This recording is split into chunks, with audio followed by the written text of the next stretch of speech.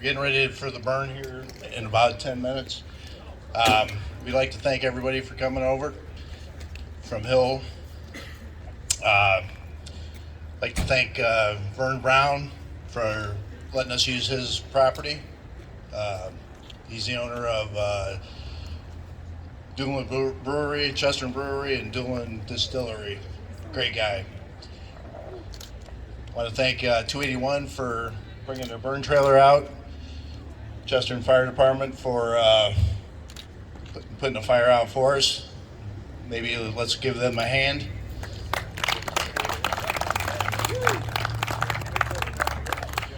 I'd like to thank Reliable for bringing their trailer out. Anybody has any questions, they can answer it for fire protection valves and sprinklers. Right now I'm going to give this over to Tom Leah and let him tell you some information.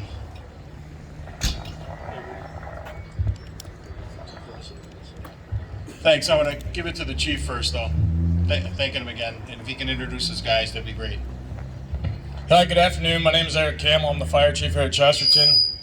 Today with us, we've got Lieutenant Himan, Deputy Chief Williams, Engineer Compton, and Firefighter Sloan.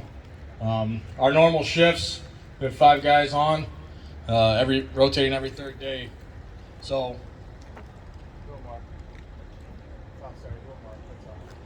we work a 24-hour schedule, and this is the crew that's on today, and then the 2 admins that are here. So should be a good, easy demonstration, hopefully. If the tires start popping, just back away. Okay? Thank you. All right, thanks, Chief. Dave, you eating or you coming over, buddy? You got any fire safety tips before we go, or you want anything to? All right, no problem. Hey, just want to let everybody know we put a fire sprinkler guide in. We put a flyer on the FM Global Fire Sprinkler grants that they're giving to fire departments. Everyone should take one back. It's in the blue folder by the Hill table, and their brochures are in that, including the pocket guide for fire sprinklers that we put in there. So hopefully you can pick one up. Again, I want to thank the Chesterton Fire Department. Appreciate it very much. What we're going to do is show a side-by-side demonstration. We tried as much as possible to have almost the same furniture. You know, the whole idea in the original plan was to do the burns and have them go burn together. But it's almost impossible unless you light them exactly the same time, have exactly the same furniture, and the wind blowing in or out. You know, so we're going to do the sprinkler one first. And what we did, we've installed a Reliable Rasco 155-degree quick response sprinkler. It's 4 times faster than a sprinkler that might be protecting the building behind us, a standard sprinkler. So that made it a life safety device more than just a property safety device. And as a result, there's over 100 code trade-offs in the international codes and the NFPA codes for fire sprinklers. Whether it's a reduction in the firewall, the increased length, travel distance, whatever you have, there's 100 of them in there. No other fire protection device gives you the code trade-offs. So we're going to show that. We're hoping that at this time there's probably, half the states allow residential fire sprinklers, and across the border they allow individual communities to do it. I know in Indiana you have to pass it through the state, and then you got that state agency that allows and gives variances or allow whether they have sprinklers or not. So on the other side, we've got about 110 communities that adopted residential fire sprinklers for single-family homes, also townhomes and apartment buildings. So let's just let it go here. We're going to do it. So we have want to place it whether you're at work or just think of it if we always talk about it though. If you're at home at night, you don't expect a fire. Does everybody expect a fire at their house? You don't expect a fire anytime, right? Even at your building. So we're trying to just put you in place at night. You're sleeping at home. Hey, Chief, do you guys man the station or no? All right, so they could be in the station or they could be on a call. And when the fire starts, that's when the timeline starts, as you can see from the flashover chart there when you take a look. And until someone calls 911 or until a fire alarm or a sprinkler water flow goes off, no one's notifying the fire department on call. So in the meantime, the fire is building up. And that's the problem that we have in this country with flashover. Flashover will occur if nothing stops it. So we're hoping the sprinkler does.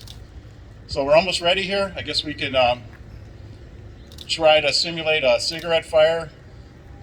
We got the timer ready. I think we're going to start that in a second. When we say light the fire, we'll start the clock. And then we'll see what happens, how long it takes. All right, fire in the hole then. Let's start that fire. Somebody left a cigarette. You're sleeping. It smoldered for a while. And then it caught some newspaper in a garbage can. I see a little smoke now. We got the 10-year smoke alarms now that they're advocating. And the battery is supposed to last 10 years. We're hoping we can abrogate that. Oh, we have 19 seconds for the smoke alarm and 20 seconds for the sprinkler. It activated already.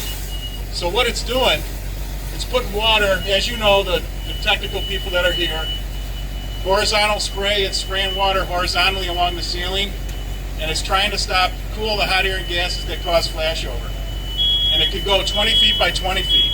Now the fire department would have gotten a call. They could start to respond if they wish. And what they're going to do, they're going to decide whether to keep the sprinklers on or not.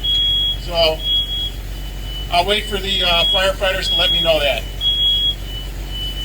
And Jack will be ready to turn off the sprinkler. So if you guys, what do you think? Do you want the sprinkler turned off before? You think it's controlling it? All right, they're going to shut it off. Yeah. Hold on a second, they're going to show it. So what? 15, 18 gallons a minute going out there, right? If it was a 4 or 5 minute response time, you can calculate the amount of water that's going to be out there at that time.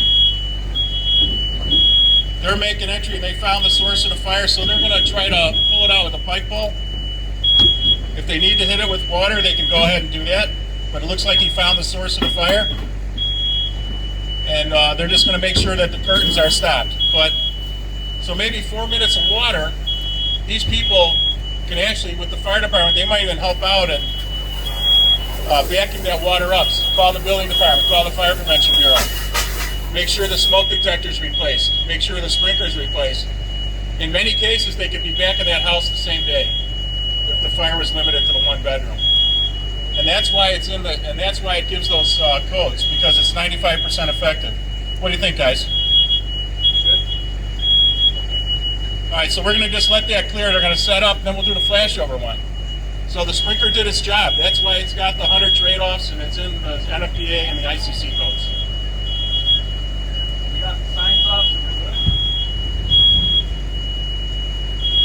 All right, so they might have to pull the couch out. We're not sure. They think they got it.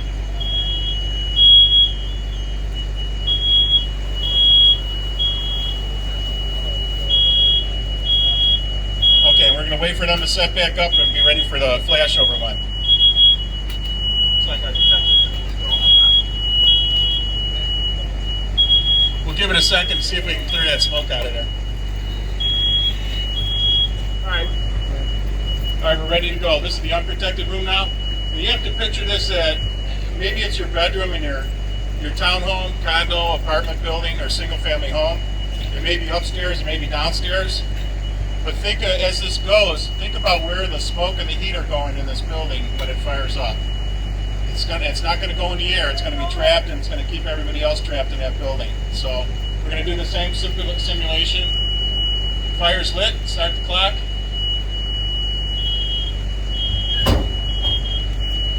So we got the curtain. It's already going up to the ceiling.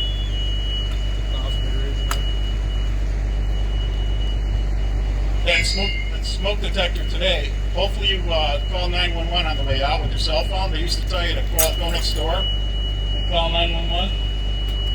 You can see the smoke is about 3 feet off the ground. If you're not crawling, you're already probably dead. And now it's at 1200. Oh, he's getting 1200 degrees with his heat sensor. So basically, we have flashover now. Nobody survives flashover, not even the firemen in their protective gear. And remember, where is this fire and smoke going? It's going, contaminating your entire building. You're not getting out of there. So they let it go for us a little longer, but they're going to hit it now with a little bit of a different stream. So remember, this was only a minute and a half for the flashover. Fire department might be 4 minutes or 5 minutes away. So just think about how much fire and damage could have occurred in the meantime. Again, now look at the smoke.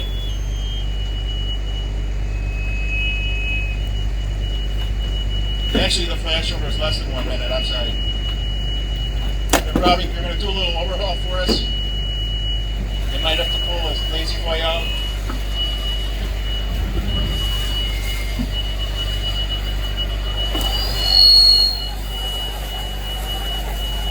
What they're going to do is make sure, if they got to take the furniture out and put it on the ground, they're going to make sure it's safe, and then we can come up and take a look at the damage. And then you can see the comparison, the sprinkler versus the non-sprinkler. Remember, if nobody was injured in this fire, they are at least 6 months to 9 months, possibly a year, that they're out of their house. They will not. Your entire house is contaminated from smoke and heat, even though it might have just been a bedroom fire. And the other fact is, just take a look. We're only talking about 2 lazy boy chairs that are burning. That's what produced all that heat and smoke. The synthetic furniture today is producing so much heat and fire, it's a great danger. And that's why flashover in the past was about 12 to 15 minutes, maybe even a little longer. Flashover today can occur in less than 2 minutes. And that's why you need the fire sprinkler protection. Again, and that's why it's in the codes. So the firefighters and the chief are going to let us know when it's okay to go up there and take a look.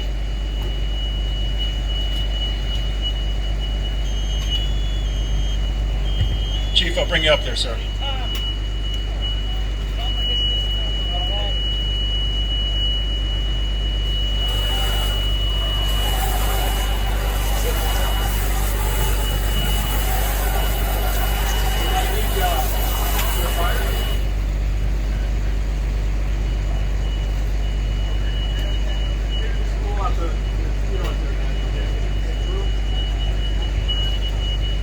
They're going to have to cool it off a little bit more before we can get you up there.